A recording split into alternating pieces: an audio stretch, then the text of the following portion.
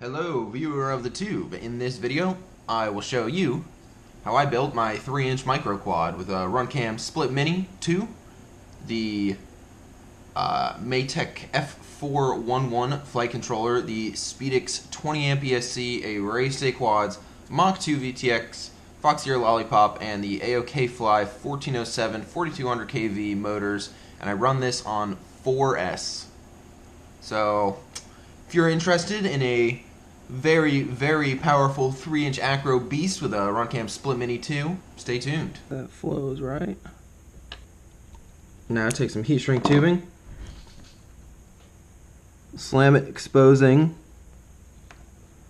only just a little bit of the main lead, just enough to get on the peg. And then you only ever solder the main battery lead to the actual board here. There's a lot of mass to heat up here, so be patient with it.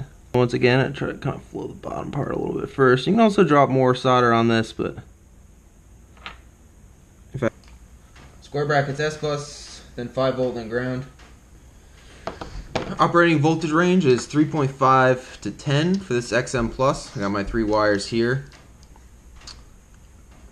And yeah, it looks like the S-Bus, I don't know if you can see that, the S-Bus on the Matek comes with a 4.5 and a ground. So that's where that's going. And I want all of the cables coming out the underside of the board, so I'm going to solder it up like that. Connect these.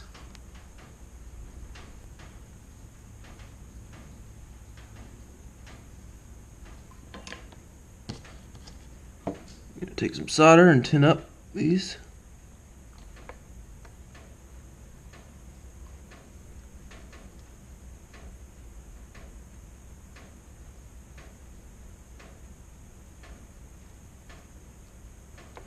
Square one is S-Bus, the middle one is 5 volt, which is actually going to be 4.5 volt input, and the bottom one is ground, so this is my signal, S-Bus.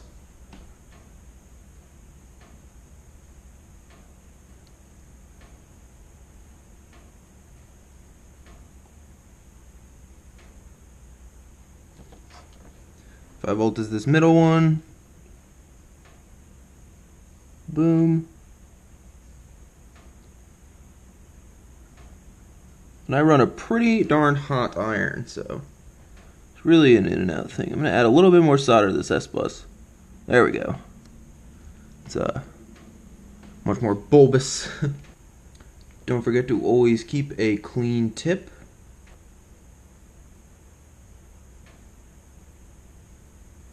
Tin it. Flow it.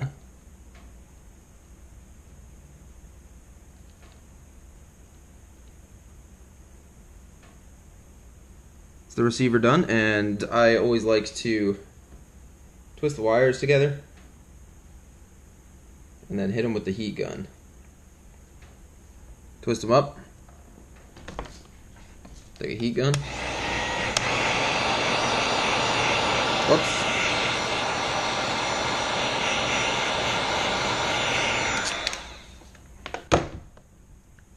Now they stay twisted.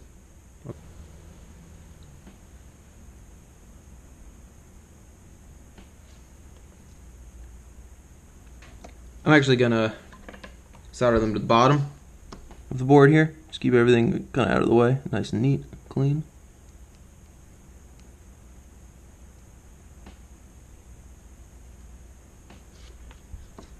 So here's S-Bus.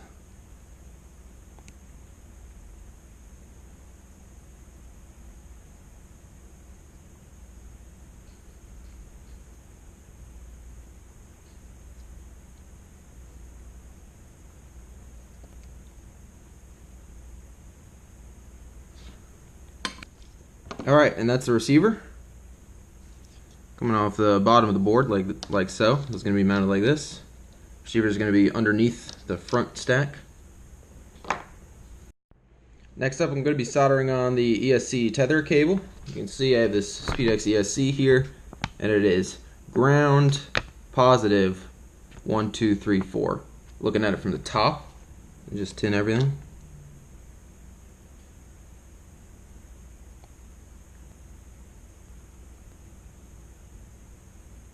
It's these.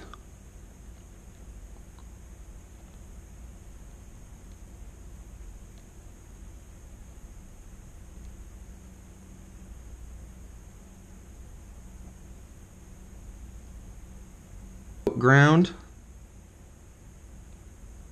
is this side. And then it goes 1, 2, 3, 4. Ground first.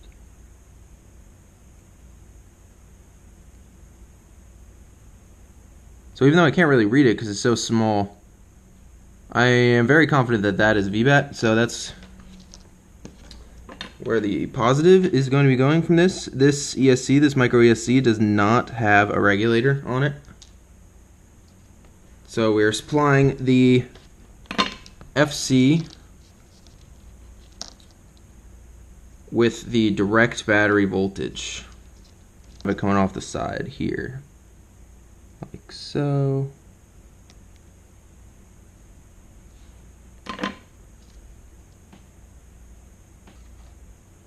So we're going to take yellow, we're going to put it on this pad right next to the ground. That should be S1.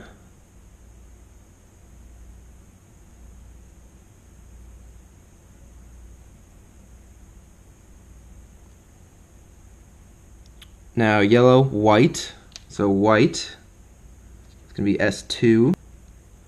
White is S2. Boom. Brown is S3, orange is S4.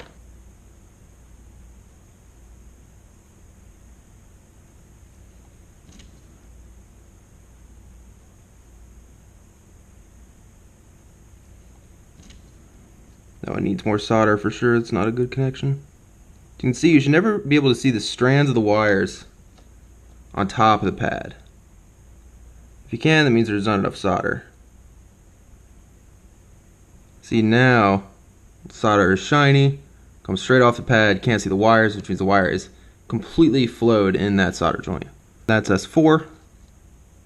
So take this orange guy. Boom.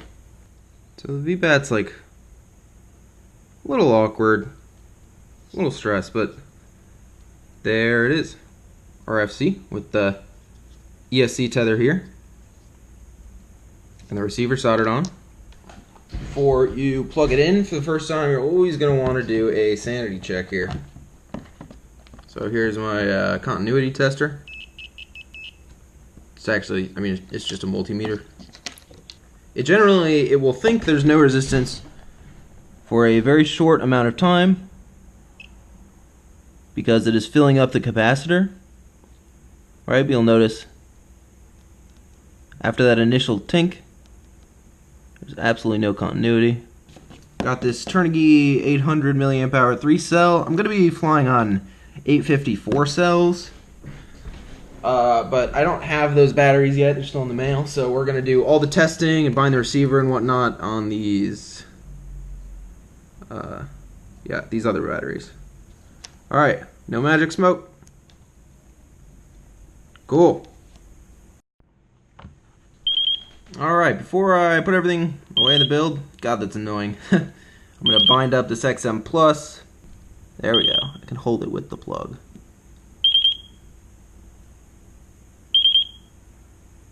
There we go. So you can see it started flashing. Disconnect power. Tell my Tyrannus to shut up. Now, if we reconnect power, we should get solid green, right? Boom.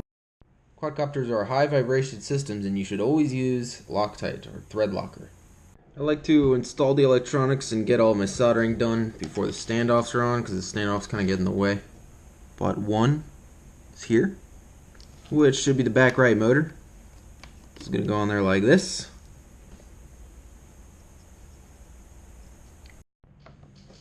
Alright, so after this you want to get your motor wires to about the right length.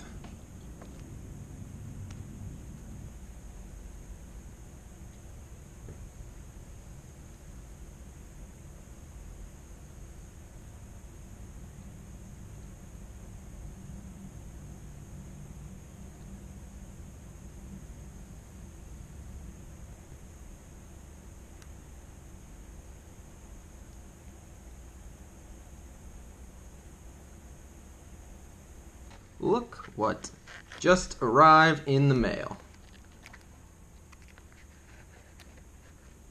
Split Mini 2 is going to be used for, but the receiving port I'm going to hook up to the transmitting port on one of my UARTs, and that's going to be my run cam control, so I'll have recording on a switch on my transmitter. It's pretty cool.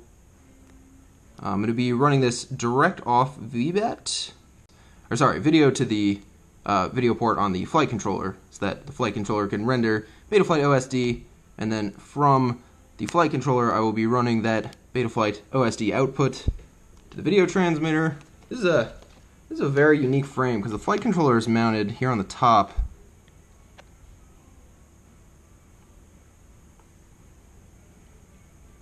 It's very interesting. So we going like this. So since this board's going down, what I'm going to do first is solder everything up and then apply silicone conformal coating. First part of this is that this wire right here, which is the hot of the plug that's going to the ESC, this is not a regulator on the ESC. Most ESCs have a 5-volt regulator on the power out of the 6-pin connector, but this is actually VBAT on the Spedix 20-amp ESC. So you gotta wire that to VBAT. If you wire that to your rail, you're gonna smoke the whole board. Okay, so we have power for the VTX, power cable for the run cam. VTX is going on top of here, so we're gonna take this FC. We're gonna desolder this real quick. Because like I said, I want to twist the power leads together.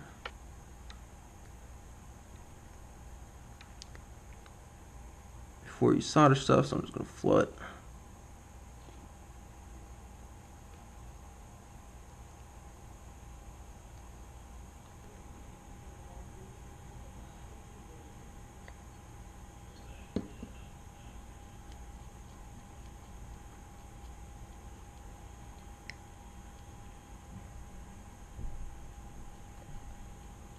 Alright, so this goes from the far side, power, ground, video.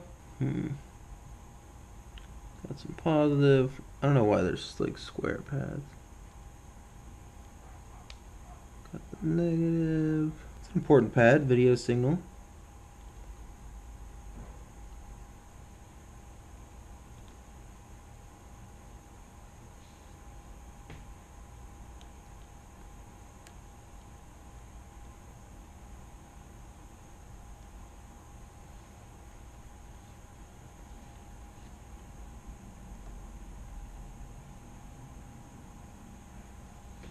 Okay, video signal, power, ground, and control.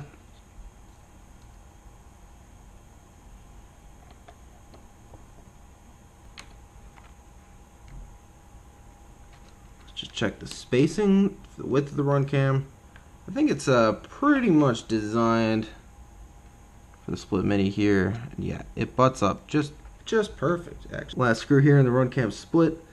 I'm going to start off flying this build just for the maiden, a couple flights after maybe, at like 20 to 25 degrees, like pretty slow, on a 4S 850. So this is a pretty beefy battery for a micro like this. I expect flight times greater than 5 minutes. So now it's either going to work or it's oriented the wrong way and it's going to catch on fire.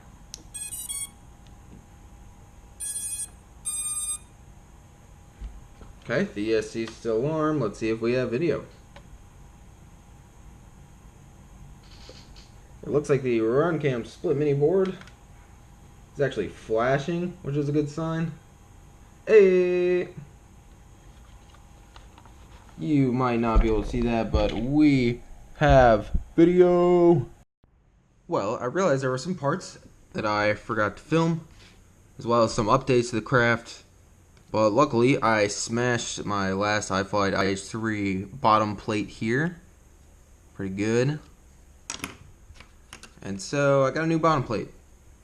And I get to look at the guts of the quad. So the parts that I kind of forgot to film the first time were sticking the receiver right on top of this. See, this is the run cam Split Mini 2 board, and the receiver is literally just stuck on top of that with 3M mounting tape. This stuff. Pretty magical. Speaking of 3M mounting tape, that is also how I have the VTX mounted. This is a Mach 2 VTX by Aerospace Quads. I probably should have used something a little bit lighter for a craft like this, but I had one of these laying around. It's a really good VTX. It has smart audio, 800 milliwatts. It's pretty awesome, and it had an MMCX connector as well, so it was a pretty good choice for this craft. There's like not really enough material there, but hey, I mean, you can't expect premium quality out of a, what is this frame's like, 28 bucks, 30 bucks. These motors are $10 each, but I did tank these motors to the point of no return on the very first crash with them. Now, I don't have HD footage because I accidentally conformal coded the SD card slot for that flight, but I do have some DVR footage. That DVR footage is from before I added this 1000 microfarad capacitor back here. This is more than twice as big as the last, I think 440. The last capacitor was 440 microfarads. This is an ultra low ESR Panasonic capacitor, so it's a pretty nice capacitor. And the video noise has gotten a lot better. It's still there, but it's a lot better. And so yeah, I added a larger capacitor and I upgraded to a larger drivetrain here. I upgraded to the AOK Fly 1407 4100 kV with very aggressive GemFan 3052 props. This is my last bag, but these are the props I'm using, GemFan Flash 3052s. They're very aggressive props. I figured since this is a 1407 stator on 3 inches, it's like way more than a big enough motor. Like 1306 is probably the best fitted size to this build, but I really wanted the power, and after making this power upgrade over these, I have noticed that my flight times have not decreased. So that's pretty ridiculous. I don't know. These motors must have been struggling pretty hard. And one more thing is that you'll notice that my positive and negative battery leads, there was too many things coming off of those.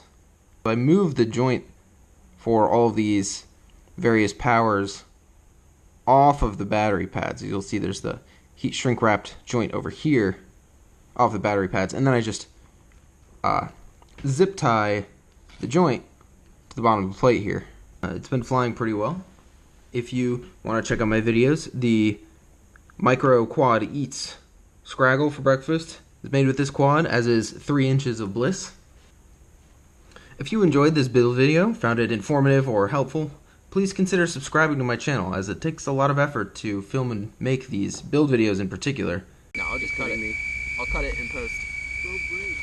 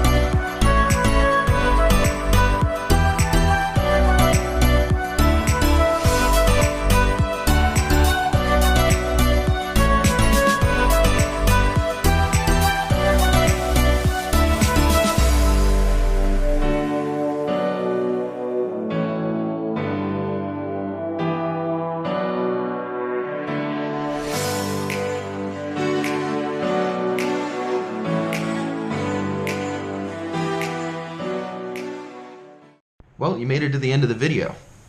If you found this video helpful or informative, please consider subscribing to my channel, as these build videos do take a lot of time and effort to make.